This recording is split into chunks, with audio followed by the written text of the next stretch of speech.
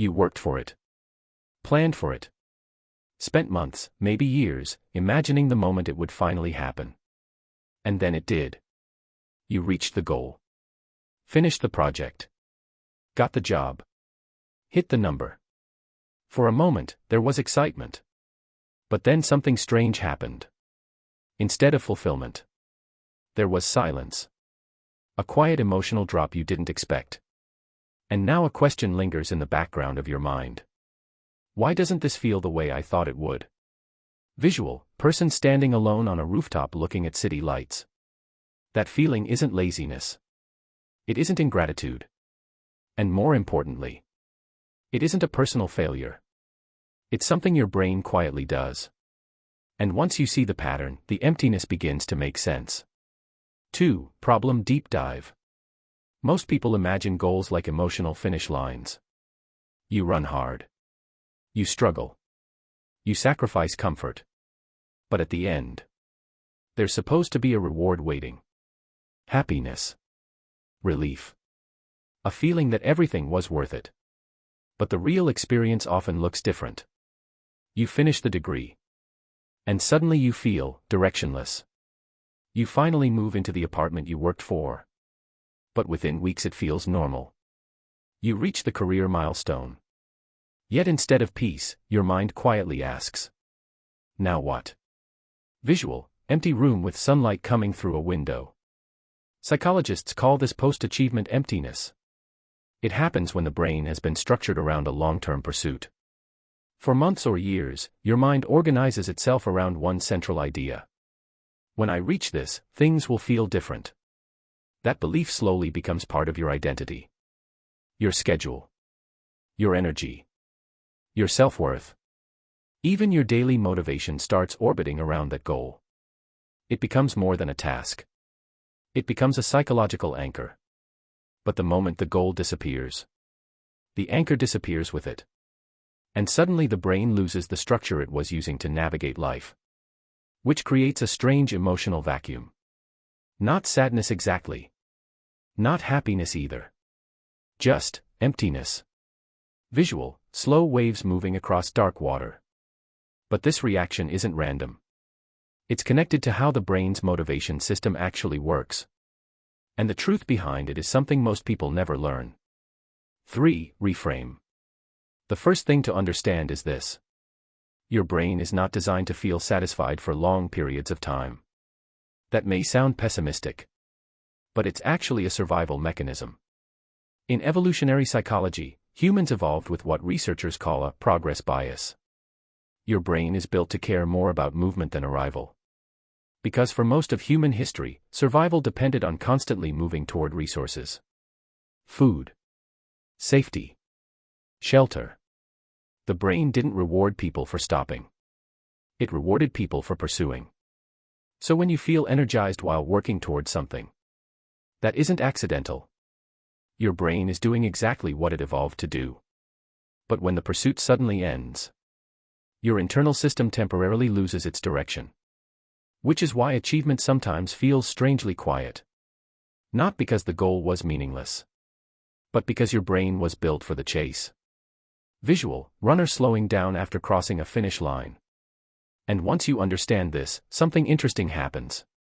You stop interpreting the emptiness as failure. Instead, you begin to see it as a signal. A signal that your brain is ready for the next form of meaning. But before that can happen, there's an important mechanism happening inside your mind. 4. Psychological mechanism. To understand the emptiness after success, you have to understand dopamine. Most people think dopamine is the happiness chemical. But neuroscience shows something different. Dopamine is not about pleasure. It's about anticipation. It activates when your brain predicts a reward in the future. Not when you actually receive it. Visual, abstract brain animation with signals moving. Imagine your brain like a navigation system. Dopamine is the arrow pointing forward. It lights up when there is somewhere to go. But when the destination is reached, the arrow disappears. This is known as reward prediction error. When a goal is fully achieved, the brain rapidly adjusts its expectations. The exciting future becomes the normal present. And normal things rarely produce strong dopamine signals. Which means the emotional energy that once drove you forward suddenly drops. Another mental model helps explain this. Think of your motivation like climbing a mountain. While climbing, your attention is focused upward. Every step matters. But when you reach the top, there's no next step. For a moment, you're simply standing there. And the stillness can feel strangely empty. Not because the climb wasn't meaningful, but because movement has stopped. Visual, mountain peak covered in clouds. And this is where many people misunderstand their own psychology.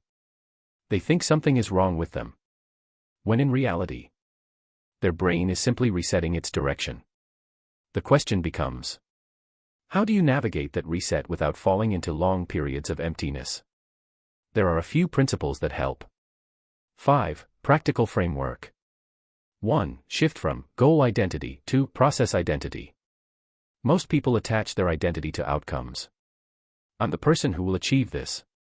But when the outcome happens, that identity collapses. Psychologists studying self-determination theory found that people feel more stable motivation when identity is tied to process, not results. What to do? Instead of defining yourself by the goal, define yourself by the behavior. For example, not, I want to write a book, but, I'm someone who writes. Why it works in the brain. Process identities keep dopamine active because the brain still sees ongoing movement. There is always another step. Real-life example. A marathon runner who identifies as a runner keeps running after the race. But someone who identifies as someone who must finish this race often loses motivation afterward.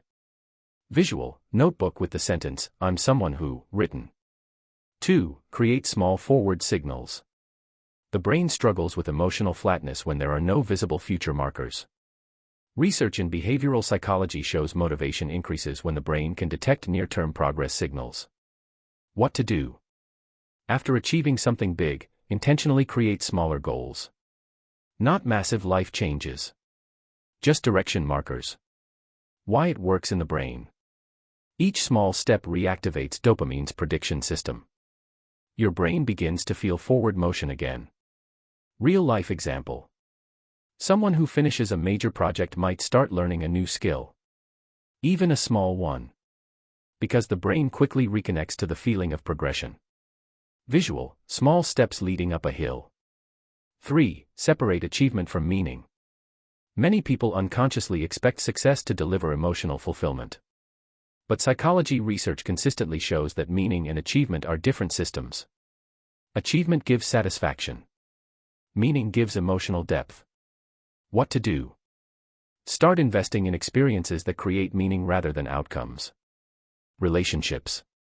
Curiosity. Learning. Why it works in the brain. Meaningful experiences activate brain networks related to connection and reflection, not just reward. This stabilizes emotional well-being. Real-life example. Someone who built their life around career success often feels more balanced once they reconnect with friendships or creative interests. Visual, person having a quiet conversation in warm light. 4. Expect the emotional drop.